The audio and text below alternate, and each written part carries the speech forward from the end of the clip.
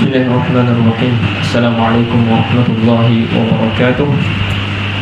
Innal hamdalillah nahmaduhu wa nasta'inuhu wa nastaghfiruh wa na'udzu billahi min shururi anfusina wa min sayyiati a'malina. May yahdihillahu fala mudilla lahu wa may yudlil fala hadiya lahu. Asyhadu an la ilaha illallah wa asyhadu anna Muhammadan 'abduhu wa rasuluh. Amma ba'd. Rabbi shrah li sadri wa yassir li amri wa hlul 'uqdatam min lisani yafqahu qawli. Amin ya rabbal alamin. Summa amma ba'd. Saya muliakan ahli jawatan kuasa surah, imam, tuan-tuan guru, hadirin hadirat yang dirahmati Allah Subhanahu wa taala sekalian. Apa khabar semua? Sihat? Alhamdulillah. Pertama-tama sekali, marilah sama-sama kita mensyukuri nikmat Allah Subhanahu wa taala dengan izin dan juga limpah kurnianya yang mengizinkan untuk kita hadir pada hari ini, berhimpun di surau untuk mengerjakan salat maghrib. Dan sebelum tu kita sebelum tunggu salat isyak tu, kita sama-sama mendengarkan pengajian kitab kita pada hari ini. Tuan-tuan yang dirahmati Allah SWT, hari ini dah masuk 7 Oktober tuan-tuan. Dah masuk dalam Rabiul Akhir lagi, saya pun lupa nak cek. Hujung 28 Rabiul Akhir. Rabiul Akhir hari ni 7 November. Tak apalah, 7 November ni kalau kita ingat balik, mula-mula Hamas serang Israel tu 7 Oktober kan. Jadi dah sebulan lah kiranya konflik ini berlaku di antara pembunuhan lah, kita katakan pembunuhan orang Israel terhadap orang-orang sahabat, saudara-saudara kita di Palestin, tuan-tuan. Jadi kalau saya tengok tadi Al Jazeera dia kata dah 10,000 kan, 10,000 lebih. Jadi dah 10,000 lebih saudara kita dibunuh saban hari di Palestin. Di Palestin tu lah, bukan sahaja di Gaza tetapi juga di tebing barat. Jadi Gaza dia hujung ke sebelah kiri ni, tebing barat belah kanan kan. Jadi kedua-dua itu dibunuh lah kita punya saudara-saudara kita. Jadi kita ni tuan-tuan, bukanlah apa maknanya apabila saudara kita dibunuh kan. Nabi sallallahu alaihi wasallam sebut mathalul mu'min fi tawaddihim wa tarahumihim. Perumpamaan orang mukmin itu dalam kasih sayangnya dan kesian dia, kama sadil jasadil wahid, seperti mana satu badan. Idza istaka minhum 'udwun, apabila satu mengadu sakit, tada'a sairul jasadi bis-sahri wal humma. Apabila satu anggota tu sakit, seluruh badan akan sakit ya. Berjaga malam, maksudnya Nabi kata bis-sahri, maknanya satu badan bis-sahri, tak boleh tidur, berjaga malam, wal humma, dan demam. Jadi itulah, jadi kita nak kena ambil berat jugalah saudara-saudara kita. Kita ni kalau saudara kita, contohnya kita punya pak saudara ke anak saudara kita ditimpa musibah kan, kita dah hidup dah sepatutnya dah tak normal dah, betul kan? Ataupun keluarga kita masuk hospital, hidup kita dah tak normal dah, tak boleh hidup macam biasa. Kita kena pergi hospital kan, berulang alik ke hospital, bori makan. Jadi nak siap makanan, nak masak kat rumah pun tak sampai sebab kena boli. Jadi dah hidup kita dah tak normal sepatutnya. Demikianlah apa yang sepatutnya kita buat. Kita buat maknanya kita itu sentiasa concern ataupun perasaan kita, timbang rasa kita tu sentiasa berfikir macam mana nak selamatkan keadaan ni. Itulah sepatutnya sebagai seorang mukmin, tuan-tuan. Tak bolehlah kita macam hidup macam biasa lah. Jadi apa yang kita buat hari ini tuan-tuan di Malaysia dan juga di seluruh dunia, kita bersolidariti, kita bersolidariti, kita nyatakan kebencian kita apa yang Israel lakukan ini, dan kita sebarkan kerosakan yang diorang buat ini adalah satu bentuk kita bimbang. Kita keluar daripada zon selesa kita, kita buat sesuatu untuk saudara-saudara kita di sana. Kita kena buat sesuatu sebab kita semua ini tuan-tuan akan ditanya di hadapan Allah Subhanahu Wa Taala esok. Apa yang engkau buat waktu perkara ni berlaku. Jadi kalau makin dokek kita dengan saudara tu, makin banyaklah soalan dia. Kalau kita jauh sikit, mungkinlah tak banyak guna soalan, tapi kita still akan ditanya di hadapan Allah, apa yang kau buat. Jadi apa sahaja usaha, jangan kita pandang remeh. Kita mesti berusaha apa saja. Kalau ikutnya tuan-tuan, kalau ikut 75 tahun orang-orang Palestin ini ditindas, 75 sejak tahun 1948. 1947 United Nations umumkan kerajaan Israel, kan? Tertubuhnya, wujudnya kerajaan Israel pada 1947. Dan cikgu dah lahir 1947, dengan memberi tanah sebanyak 55% kepada Israel dan 45% kepada Palestin. Jadi sedangkan yang ramai duduk di atas tanah Palestin itu orang Palestin, tapi tanah yang banyak diberi kepada Israel, 55%.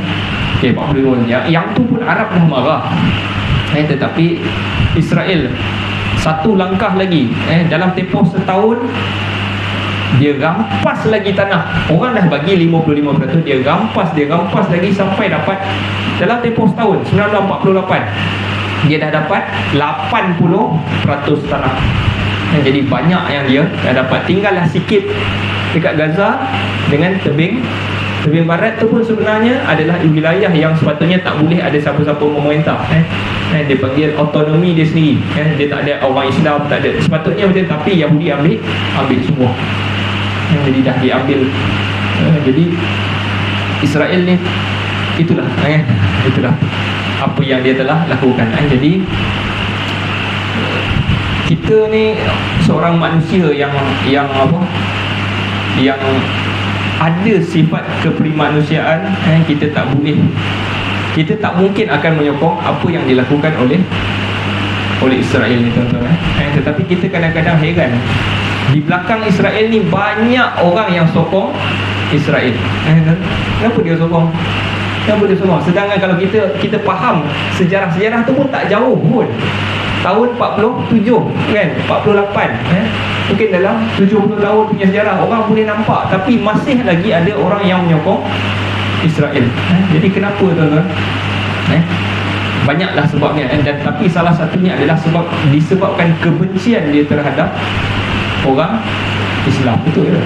Benci dia dengan kita. Jadi dan kita juga rasa sedih,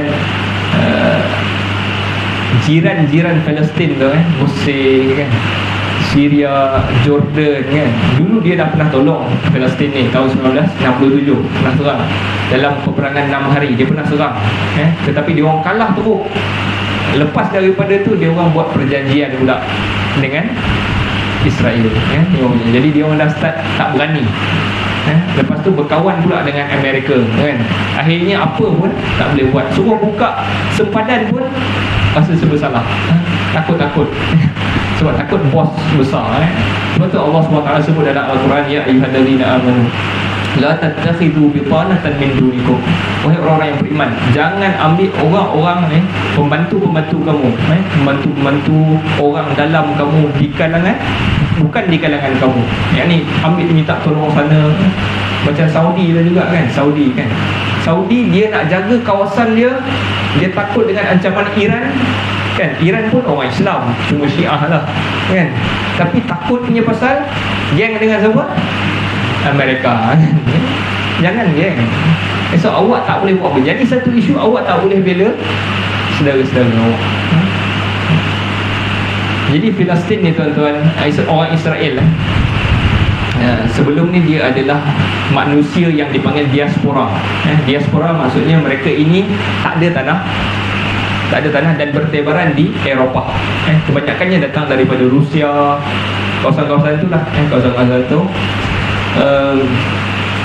Mereka mula berfikir bagaimana nak balik ke suatu tanah, nak minta negara lah, sebab mereka dah tak ada. Asalnya dulu Allah Ta'ala bagi mereka di Palestin, tapi apabila mereka keluar pada kerajaan pemerintahan Rom, dia orang keluar beramai-ramai, Lalu mereka ini dah tak duduk dalam Palestin, dia bersepah-sepah di seluruh Eropah. Jadi mereka dah tak ada tanah. Jadi sejak daripada 3,000 tahun lepas yang diorang keluar tu, tanah itu telah diduduki oleh orang-orang Arab. Orang Arab dah start duduk. Jadi kalau ikut sejarahnya, Palestin ni ataupun Baitul Maqdis secara khususnya, Baitul Maqdis itu telah dijajah berpuluh-puluh kali. Ada yang kata 44 kali. Maksudnya ada orang bertukar-tukar, diserang banyak kali, dia bertukar-tukar punya 44 kali. Sehinggalah sampai pada zaman Umar Ibn Al-Khattab. Zaman Umar Ibn Al-Khattab, maknanya mungkin dalam 20 Hijrah macam tu lah, tahun 20 Hijrah. Jadi Umar start dapat Baitul Maqdis ataupun seluruh Palestin tu dia dapat. Sampai kerajaan Osmaniyah yang jatuh pada tahun 1924 hari itu, kesemua itu adalah di bawah pentadbiran orang Islam, kecuali sedikit di tengah-tengah. Di antara Umar sampai kerajaan Osmaniyah pada tahun 1900 tu, ada sekejap dirampas oleh tentera salib. Tentera salib pada tahun 1099.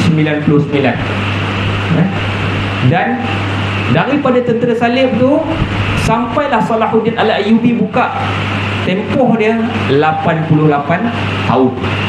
Jadi kalau ikut sejarah orang Islam pernah terlepas pentadbiran di Baitul Maqdis ini selama 88 tahun. Lama kita terlepas.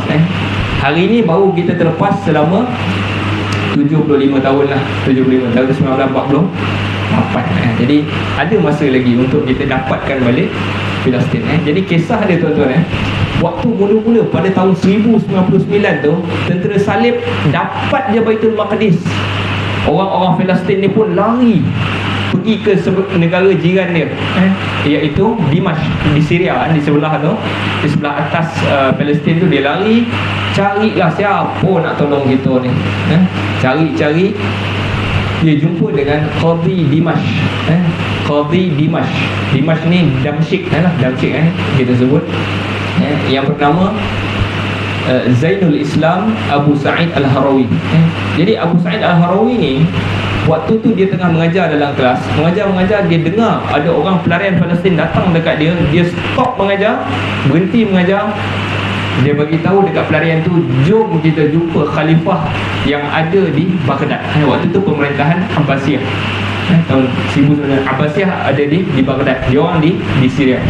Lalu dia bawa lah pelarian ni, pergilah menuju ke Iraq, di Baghdad tu, di Baghdad, di Iraq, untuk berjumpa dengan khalifah.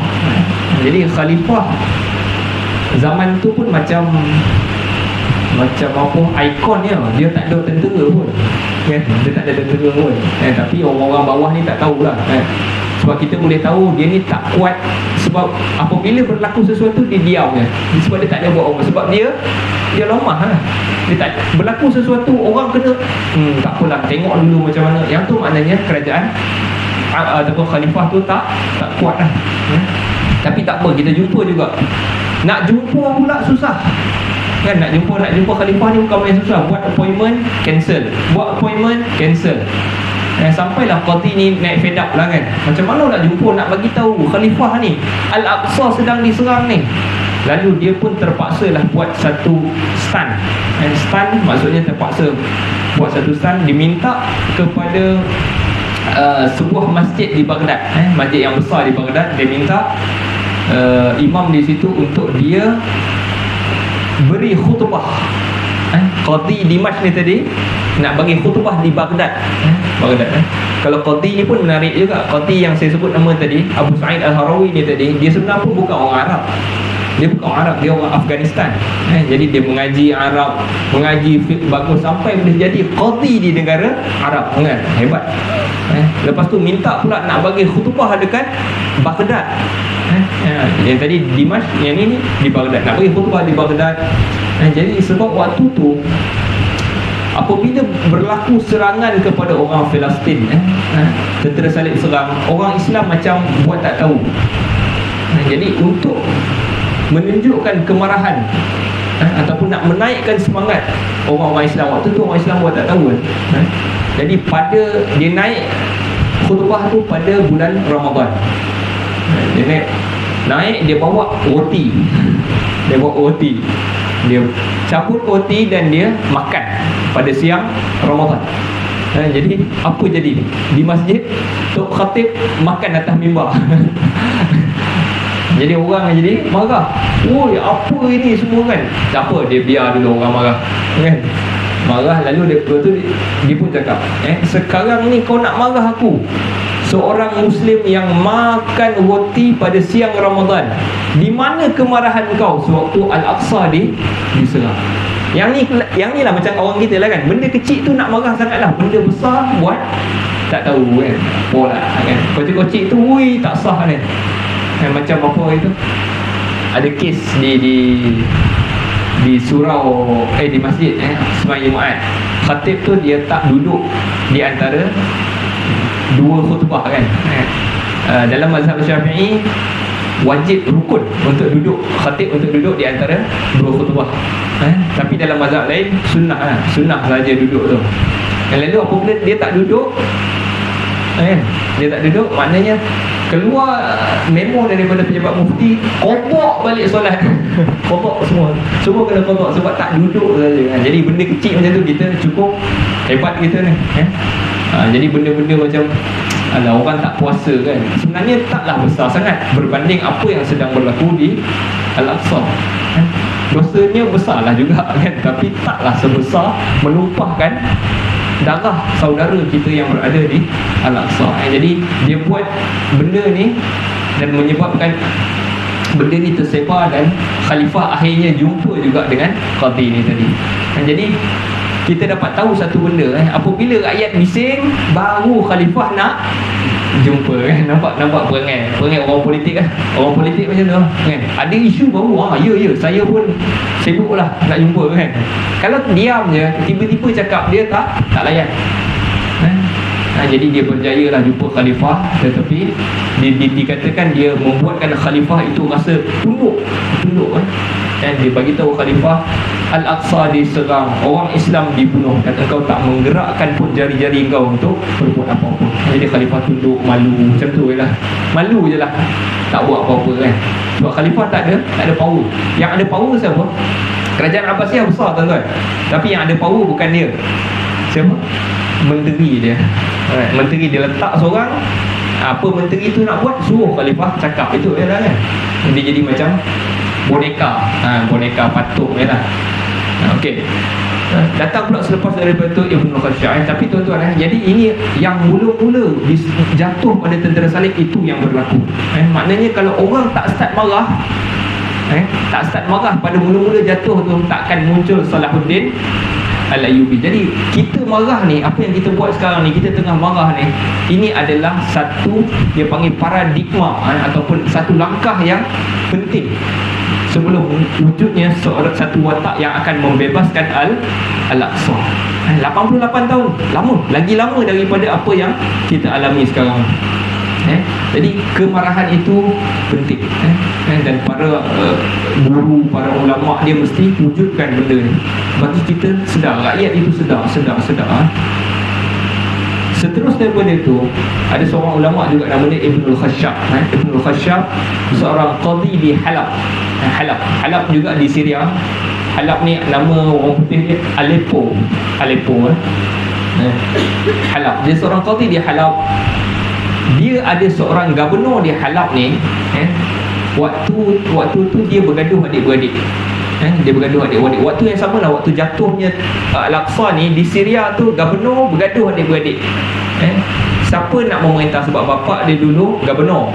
Jadi apabila bapak dia mati, bergaduh lah adik-beradik ni, siapa nak jadi gubernur. Jadi seorang ni nama dia Ridwan. Gubernur ni yang dia nak pastikan dia dapat kuasa. Dia gaduh dengan abang dia. Dia geng dengan tentera Perancis, tentera salib kan. Dia macam Israel hari ni lah, yang rampas Al-Aqsa. Dia geng pula dengan tentera salib, bawa tentera salib masuk ke Halab untuk pertahankan dia ataupun sokongan askar kepada dia supaya dia dapat naik jadi gubernur. Jadi hubungan hubungan apa ni dengan musuh ni bukan sekarang ni yang buat, dulu pun dah buat. Sebab nak jaga kuasa, dan qadi di Halab tu Ibn al-Khashab, dia tentang benda ni, mana boleh kawan dengan orang macam ni. Lalu dia marah, tapi akhirnya apa yang kemarahan yang dia lontarkan tu betul-betul berlaku apabila Halab dikuasai pula oleh tentera Salib. Tentera Salib ambil alih Halab. Lalu Ibn al-Khashab pergi ke Baghdad sekali lagi berjumpa dengan khalifah yang lain lah. Tetapi khalifah ni pun sama juga, tak boleh nak buat apa-apa. Tapi nak jumpa pun sama, susah juga nak jumpa. Jadi apa yang Ibn al-Khashab buat, katanya dia merusuh lah.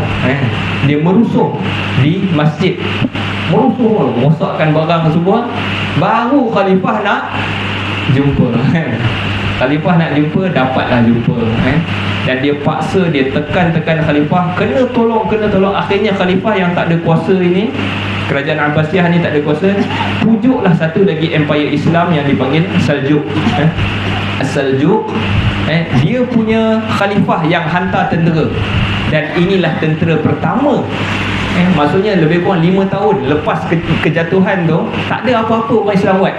Dan inilah kali pertama, disebabkan Ibnul Khashab ni tadi paksa tekan khalifah untuk hantar juga.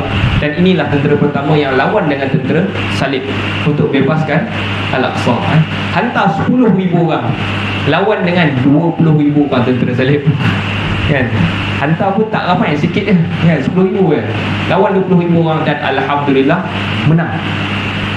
10,000 menang lawan 20,000. Dia punya general waktu tu nama dia Maududi, lawan menang. Dan apabila menang je tu, balik, barulah orang Islam ni dulu rasa macam kita ni tak boleh lawan lah dengan tentera Eropah ni, tentera Salib ni kuat. Akhirnya apabila menang, baru orang start rasa, oh kita boleh menang rupanya. Kita boleh menang. Barulah waktu tu naik semangat orang Islam. Jadi apabila kita tahu lepas daripada itu Abbasiyah tak banyak usaha, Saljuk pun tak berapa berjaya, jatuh empire ni, naik satu empire yang dipanggil Az-Zinki. Az-Zinki, tuan-tuan mungkin pernah dengar empire ni, empire salah satu empire Islam. Mula-mula Imaduddin Az-Zinki, lepas tu Nuruddin Az-Zinki. Nuruddin Az-Zinki yang kita kenali lah, maknanya seorang yang warak, yang saleh, yang sentiasa berfikir macam mana nak dapatkan balik Al-Aqsa. Tapi dia pun tak berjaya dapatkan Al-Aqsa. Tapi dia adalah pembuka jalan kepada dia punya menti dia, ataupun orang yang menjadikan dia sebagai idola, iaitu Salahuddin Al-Ayyubi. Dia yang berjaya buka Al-Aqsa balik. Lawan dengan tentera Salib, dia gabungkan di antara Mesir dan juga Iraq, dan dia lawan tentera Salib dan dia menang. Jadi tuan-tuan, apa yang kita alami hari ni, yang saya nak cerita ni tuan-tuan, yang kita marah-marah ni, kita kena teruskan benda tu. Kan, kita jangan bagi dia sejuk, kan? Kita sejuk, dah mati sudahlah. No. Kita kena marah, kita kena bantu, kita kena apa sahaja yang kita bantu dia, kita kritik apa yang Israel buat, sampailah raja-raja yang ada dalam dunia ni semua nak tolong. Kita tahu orang politik tuan-tuan, samalah mana-mana negara Arab ke, negara belah kita ke, kadang-kadang dia orang bukan nak. Sebab kalau dia terlibat dengan perang, kalau menang tak apa, kalau kalah habis karier politik dia. Jadi dia tak nak terlibat. Dia jaga kedudukannya. Jadi kita lah orang yang di bawah ni akan tekan dia supaya berbuat sesuatu. Penting ni. Kemarahan kita itu adalah satu aset. Betul-betul. Jadi apa yang saya nak beritahu tu, yang itulah. Jadi jangan biarkan benda ini sejuk, kan? Orang kita ni pun bukan orang kita lah, manusia ni senang. Dia senang lupa, kan? Tiba-tiba tengah-tengah ni ada artis yang bercerai contohnya, kan? Memang kita lupa apa, kan? Kita dah tak ingat, kan? Tiba-tiba hatta tuan-tuan, sampai apa yang berlaku di parlimen ke, politik kita ni kan. Kadang-kadang kita kata orang ni lah, orang ni, benda tu tak membantu pun orang Israel. Dia ni lah penyokong apa ni lah, tak payah. Itu tidak membantu orang Palestin. Kita ubah isu sebenarnya tuan-tuan. Kita jangan ubah isu. Apa yang negara ni boleh buat untuk tolong Palestin, kita jangan sibuk dengan isu-isu politik tu. Isu politik kita ni, kita jangan jadi pusing-pusing Palestin. Kita juga kita tarik sokongan kita. Bukan itu. Kita mesti fikir untuk tekan kerajaan kita untuk hantar bantuan. Apa sahaja yang boleh kita buat, tuan-tuan.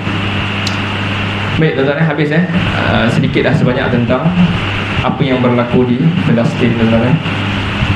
Baik, hari ni kita nak patah balik kitab kita yang mengajar tentang apa kitab? Syarah Aqidah Al-Wasithiyah. Syarah Al-Aqidah Al-Wasithiyah. Kita berada pada tajuk sifat mahabbah, sifat cinta Allah Subhanahu wa ta'ala. Adakah Allah Ta'ala mempunyai sifat cinta ataupun mahabbah? Apa jawapannya, tuan-tuan? Ada.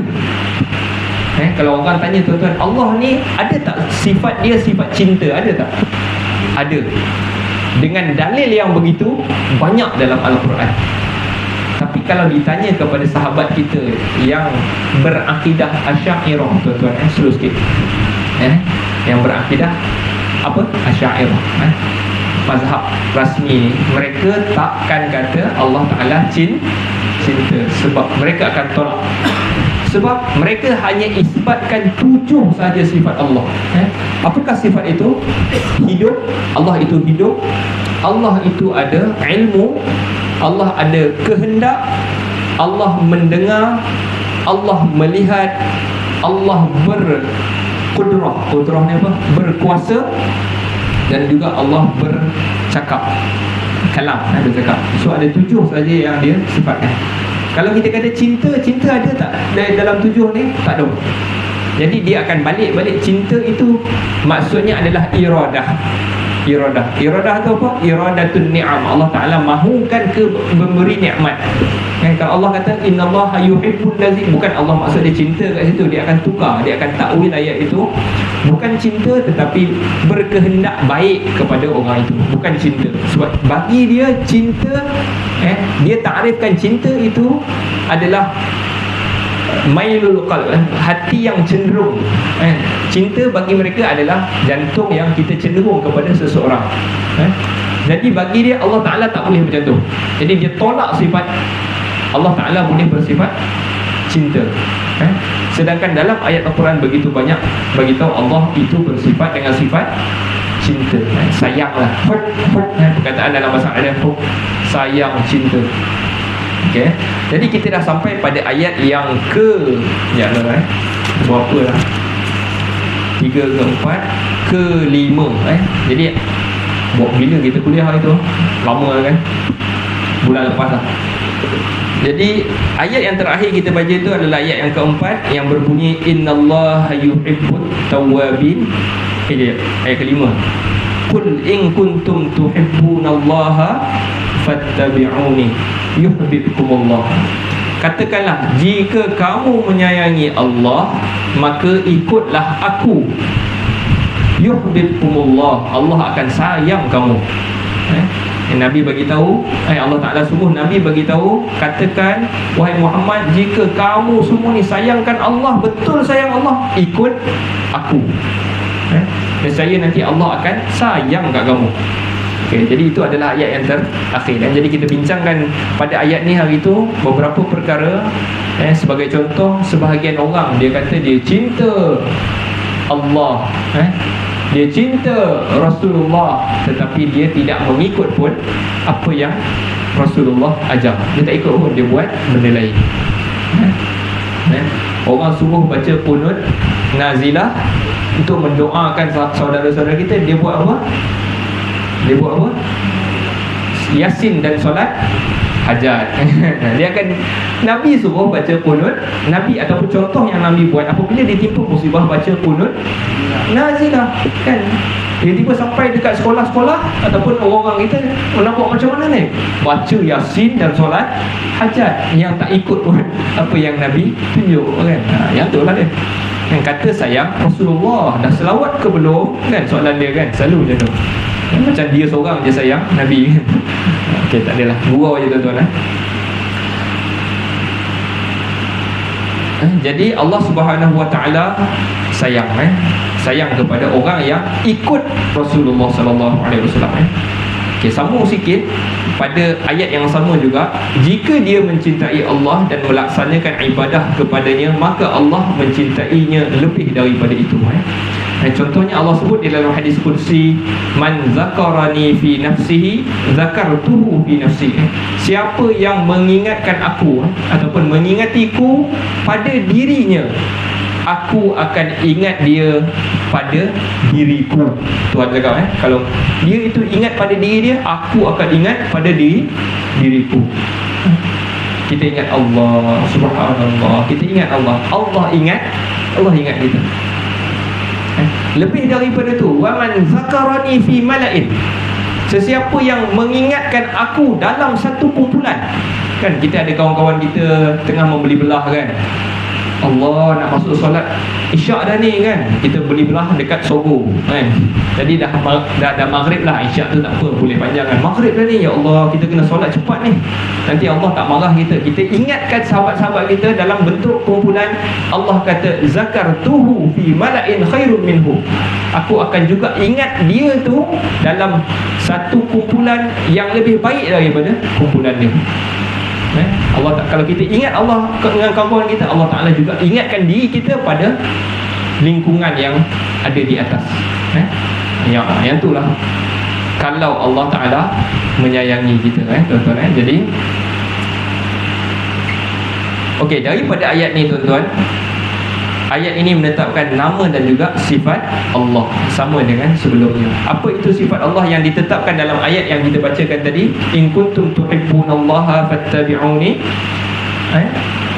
Maksudnya Allah Ta'ala bersifat dengan sifat sayang, cinta. Allah Ta'ala itu bersifat dengan sifat ini. Okey, now kita pindah kepada ayat yang ke-6.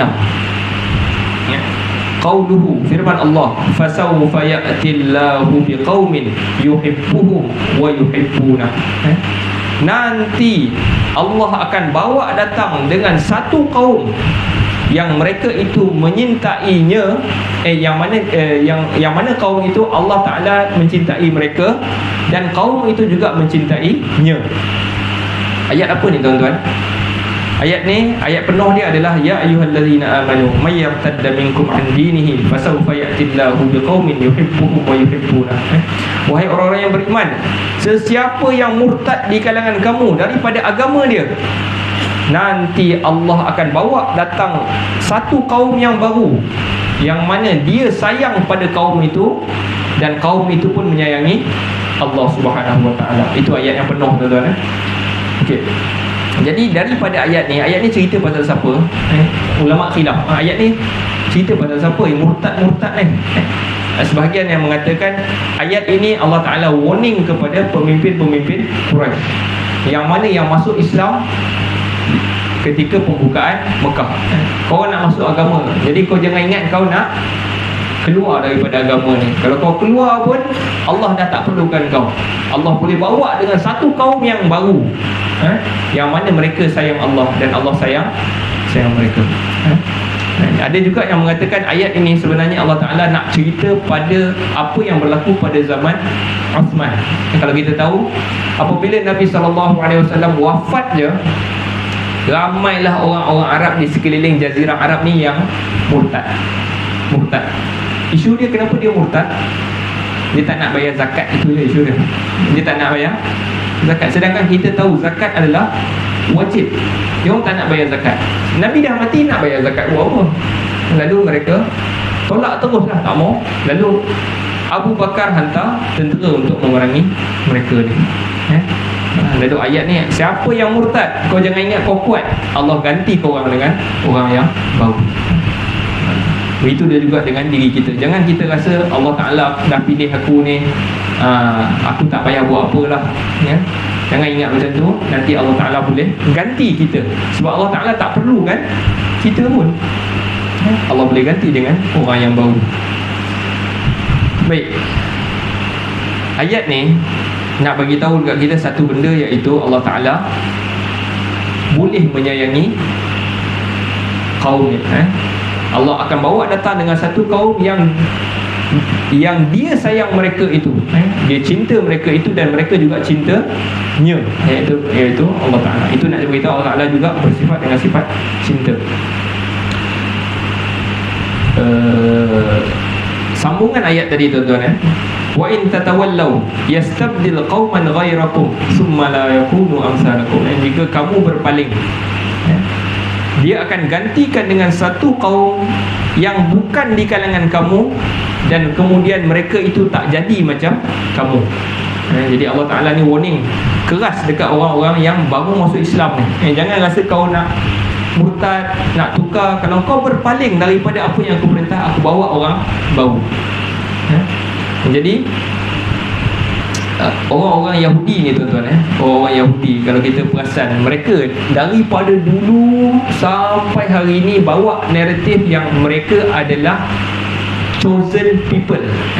The chosen people maknanya satu manusia ataupun satu kaum yang dipilih oleh Allah Ta'ala, chosen people. Dan inilah dia orang gemburkan sampai hari ini. Betul tak Allah Ta'ala melebihkan kaum Yahudi? Betul tak? Betul. Tetapi bukan sekarang. Bila yang Allah Ta'ala lebihkan kaum Yahudi ni? Waktu Allah Ta'ala hantar kepada dia orang Nabi.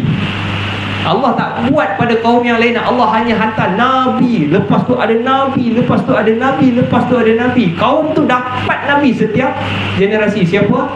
Yahudi. Sebab tu Allah Ta'ala kata, wa anni faddaltukum 'alal 'alamin. Sesungguhnya aku telah melebihkan kamu di atas sekalian manusia. Apa lebih dia tu? Allah Ta'ala bagi Nabi, bagi Nabi, bagi Nabi kat dia orang. Dan dia bawa cerita ni sampai hari ni. Dia bawa cerita maksudnya lepas dia bunuh Nabi, lepas dia bunuh Nabi, habis dah Nabi dekat dia orang ni, adakah mereka masih the chosen people? Mereka manusia yang dipilih ataupun kaum yang dipilih? Tak lagi. Dan Allah Ta'ala tunjukkan pada zaman Nabi Muhammad SAW, waktu Nabi mula-mula pindah ke Madinah tu tuan-tuan, sebab Nabi dulu kalau salat di Mekah menghadap Masjidil Aqsa, sama dengan orang Yahudi, sama. Tapi Nabi menghadap ke Kaabah, tapi Kaabah tu yang arah ke Masjidil Aqsa. Apabila pindah ke Masjidil Aqsa, pindah ke Madinah, Kaabah dah tak ada. Nabi akan terus menghadap ke Masjidil Aqsa, sama dengan orang Yahudi. Jadi orang Yahudi masih lagi waktu tu rasa macam kita adalah umat yang Tuhan pilih lah. Nabi yang dihantar pun sama kiblat dengan kita. Sampai Allah Ta'ala stopkan hubungan kita dengan Yahudi ni. Allah pusing kiblat kita daripada Masjid Al-Aqsa ke Kaabah. No more. Jadi jangan rasa kau best lah. No more dah. Yahudi dah tak best lah. Jadi mereka bukan the chosen people. Sama juga dengan kita ceritanya tuan-tuan. Kita juga bukanlah yang the chosen. Sebab Allah Ta'ala sebut dalam ayat ni, kalau korang berpaling Allah kata apa? Allah ganti dengan orang baru. Allah Ta'ala bagi kau petunjuk, Allah bagi Quran, Allah bagi Nabi kepada kita ni. Kalau kita paling, Allah ganti dengan orang baru. Jadi no more rasa kita the chosen macam orang Yahudi. No.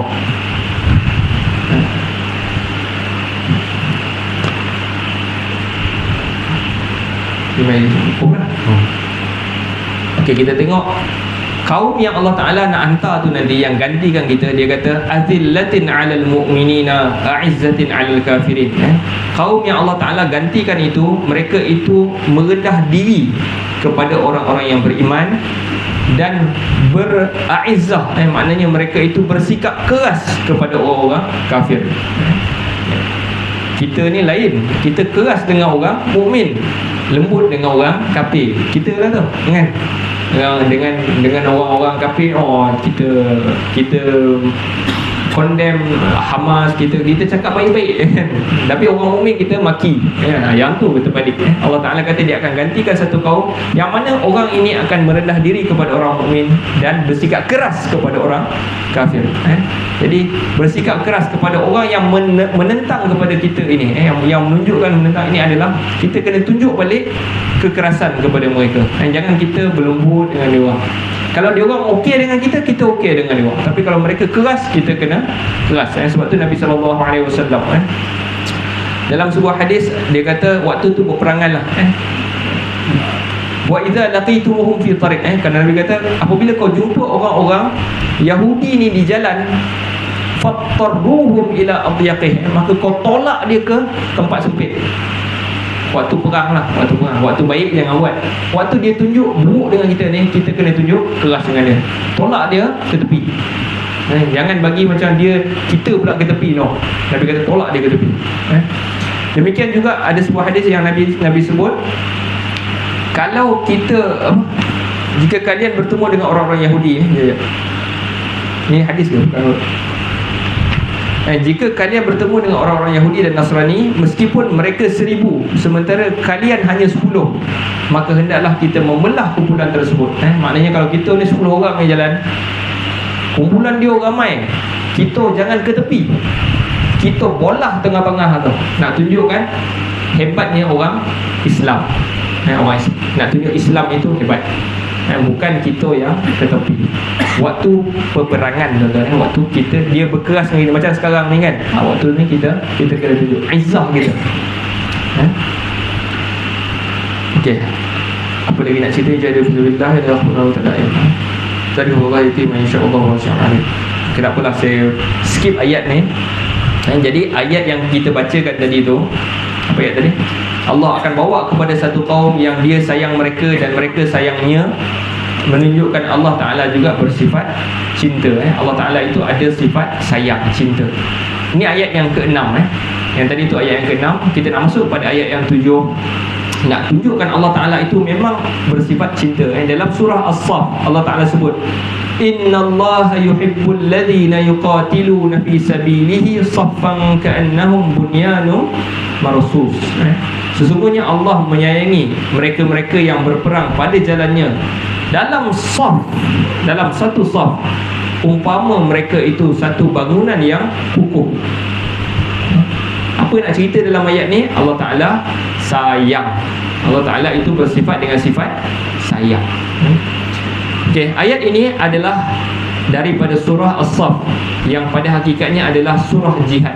Surah As-Saff di dalam Al-Quran adalah surah jihad. Sebab tu Allah Ta'ala mulakan dengan pujian kepada orang-orang yang berperang pada jalan Allah. Allah kata Allah sayang mereka-mereka yang berperang pada jalannya. Dan di akhir surah itu Allah Ta'ala ajak orang untuk berperang.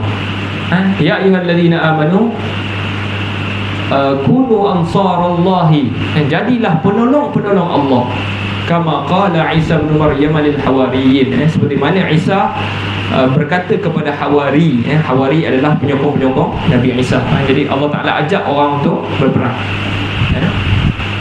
Dan di tengah-tengah tu Allah Ta'ala sebut Allah akan memenangkan agama ini.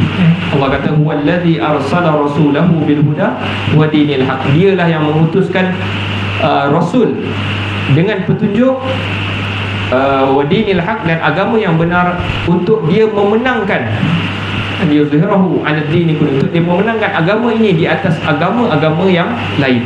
Jadi Allah Ta'ala janji kalau kita perang, agama ini akan menang. Baik. Okay, kita sambung sikit dekat teks ni. Dan salat adalah jihad kecil, padanya terdapat komandan yang wajib diikuti. Jika kamu tidak mengikutinya, dia bagi contoh, Allah Ta'ala suka dengan orang yang berperang dalam satu saf. Allah Ta'ala sukalah kita ini saf, kita ni semua bersatu perang dalam satu saf. Kalau berperang lah, kalau tak perang janganlah harap kita perang. Tapi kalau kita ditindas, kita mesti pertahankan dalam satu saf. Okay, now dia kata solat juga adalah salah satu bentuk jihad. Sebab tu dalam solat Nabi susun saf macam nak pergi perang, susun.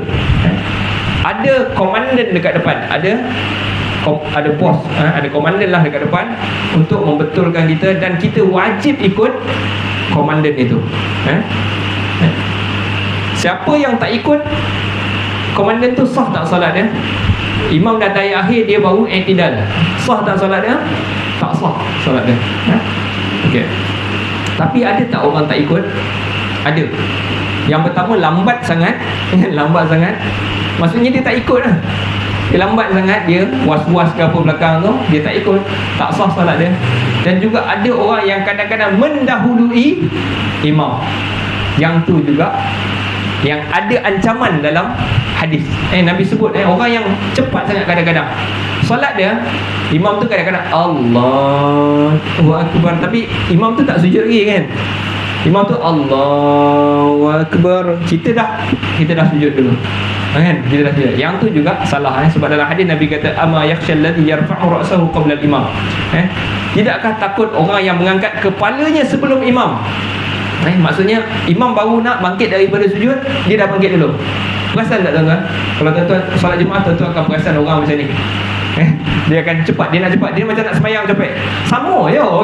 Kau ikut imam, kau takkan Nabi dulu kan? Jadi nak cepat lah, nak sujud dulu, bangkit dulu kan? Nabi SAW larang benda ni. Yang angkat kepalanya sebelum imam, Nabi kata ayyuhawwilallahu ra'sahu ra'sa himar, nanti Allah akan tukarkan kepala dia dengan kepala keldai, kepala himar. Ataupun Allah akan jadikan mukanya macam muka himar, keldai, orang yang gopoh sangat. Sebab tu saya pernah bincangkan benda ni dulu. Macam mana? Sepatutnya macam mana?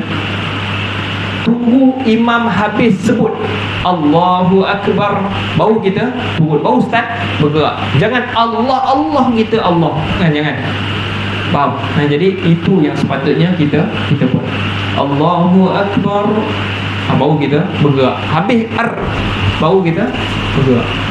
Sami'allahu liman hamidah, tunggu sampai disebut dah kan. Sami'allahu liman hamidah, baru bergerak.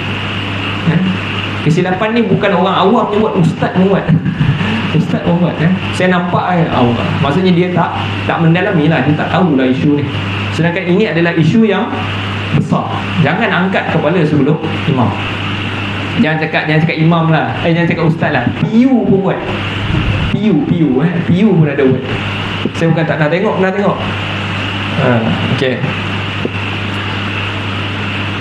Okey, jadi saf dalam solat mirip saf di dalam jihad. Yashuddu ba'duhum ba'dha, menguatkan sebahagian terhadap sebahagian yang lain. Ada sikit tak? Dan jadi kesimpulan dia tuan-tuan terhadap ayat ni tadi, pertama Allah Ta'ala suka dengan orang-orang yang berperang.